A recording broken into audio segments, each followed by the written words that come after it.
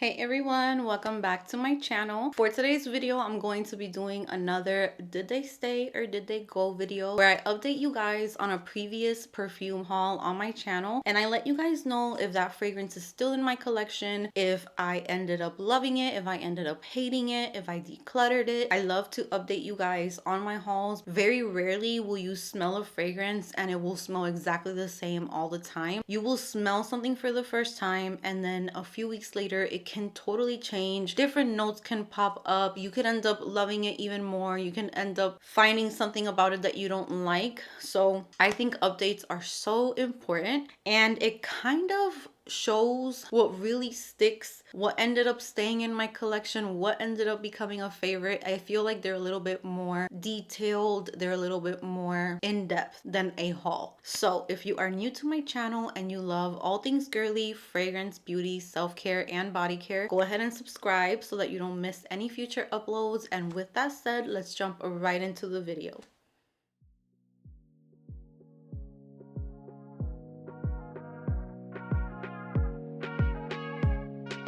So for today's did they stay or did they go, I do have a haul that was done in March of 2022. And this haul is a little bit more niche leaning. It's a little bit more high end. The fragrances are a little bit more on the pricey side. So if you would like to see the original haul, I am going to be linking it on the screen as well as in the description box below so that you can see my initial reactions to the fragrance, my initial thoughts on the fragrance. So let's go ahead and let's get started. The first fragrance for this update is Maison Francis Kurkdjian Gentle Fluidity Gold. Now, if you have been watching my channel, you know that this is one of my favorite fragrances. It is such a love for me. I think that this is a very elevated, beautiful, a little bit more complex vanilla. This is not your typical cupcake vanilla, gourmand vanilla. It's definitely more interesting to me. There's a little bit more going on in here. There is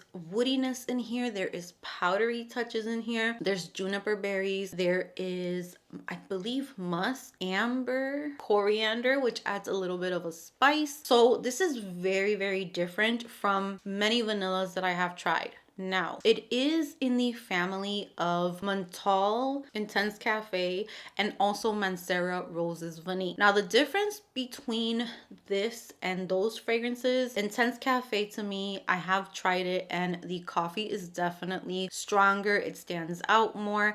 And it's definitely a stronger fragrance in my opinion, as well as Roses Vanille has like a super sugary sweet scent to it. It can almost get cloying and just annoying after a while. I really loved it when I first smelled it, but I quickly got tired of it because of how like almost synthetic the sweetness is in there in my opinion. And I feel like Gentle Fluidity Gold is just a level down from that. It's better blended, it's smoother, it's not as in your face. Even though with time it has gotten darker, it's gotten denser, it did start off for me more as like a dainty chic kind of airy vanilla, and as it sat with time it has gotten much thicker, a little stronger. I can smell it more while I'm wearing it. I wore this one the other day to dinner. It was kind of cool and it was a rainy day and I smelled it on myself. It created like a beautiful scent bubble around me and it lasted the entire time that I was out. There is a very big disappointment with this lately, and I did talk about it in one of my previous videos where I did my tray update.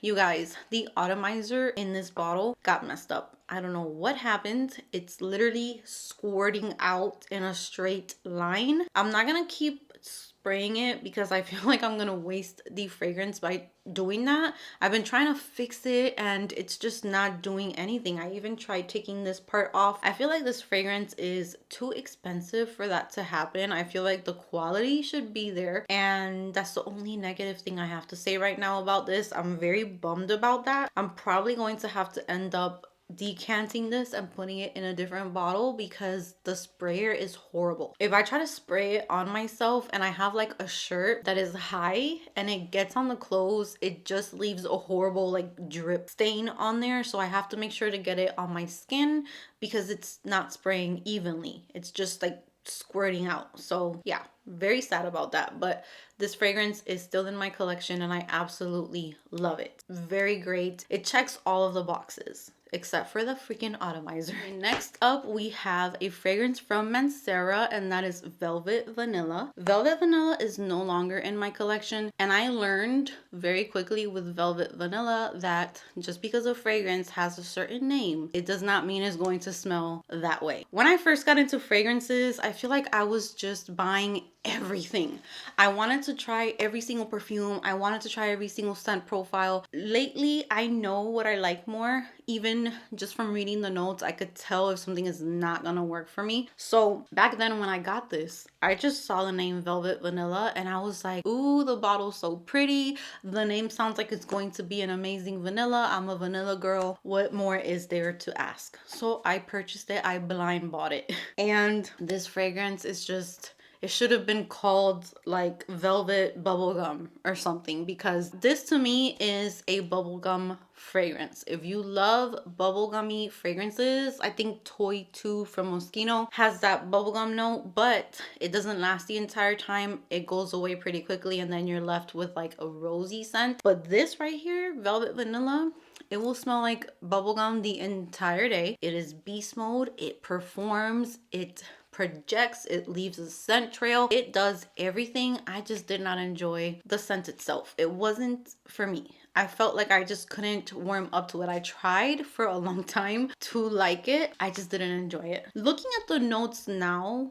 I would be able to know that this would most likely not work for me. There are a lot of notes that I don't really enjoy too much. There's black currant, there's pink pepper, which I have to be careful with. Tuberose is a note that can smell very like bubblegum and very sweet. There's jasmine, which I'm not a lover of, depending on how it's done. There's also neroli, which can sometimes smell like grass. So there's a lot of notes in here that I tend to be very careful with. I didn't know that back then. Now I know. But out of all of those notes, I would say that the main thing that I get is that tuberose. That's what I get. The tuberose and the musk. I don't even feel like I get vanilla in that fragrance, and I would love to hear your opinions on Velvet Vanilla. When it comes to performance and everything, like I said, I would give it a 10. Like if you're looking for a good quality fragrance, I feel like that will do it. But you definitely have to like that type of scent profile, which is kind of like bubblegum. So that one is no longer in my collection. All right, so let's move on to the last two, which are from the house of Van Cleef and Arpels. Now,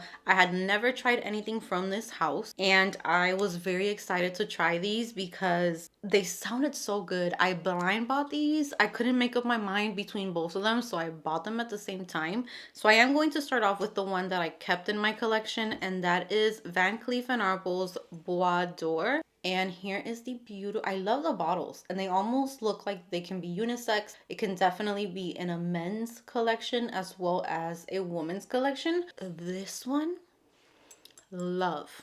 I feel like the longer this fragrance is in my collection, the better it gets.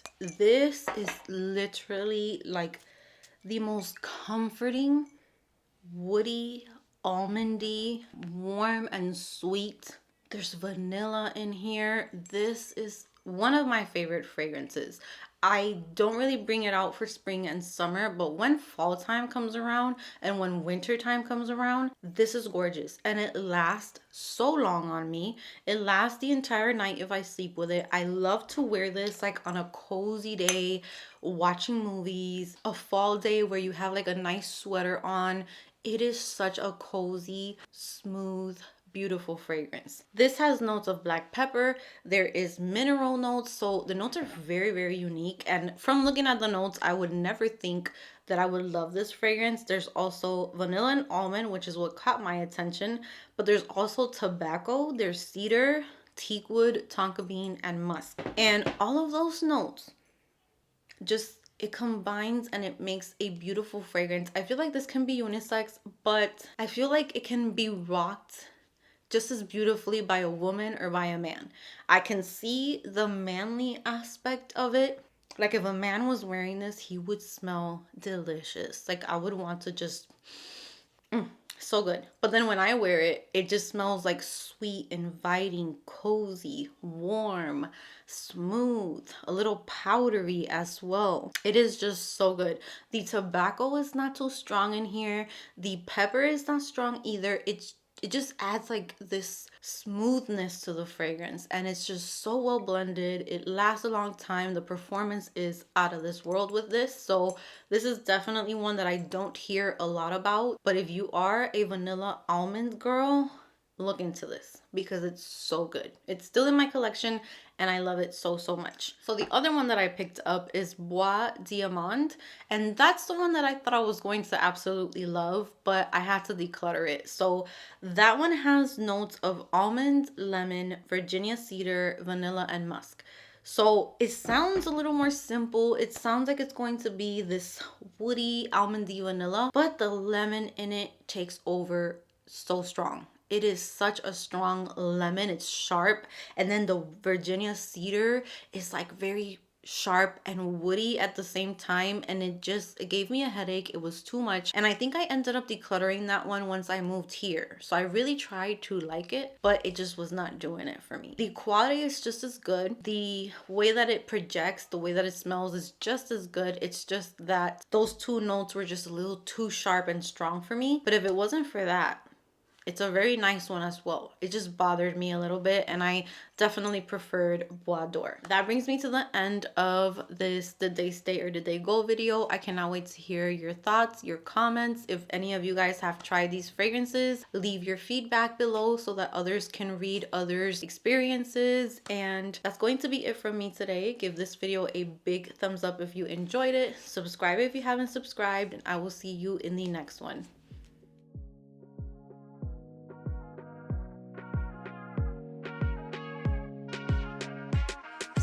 Tiempo la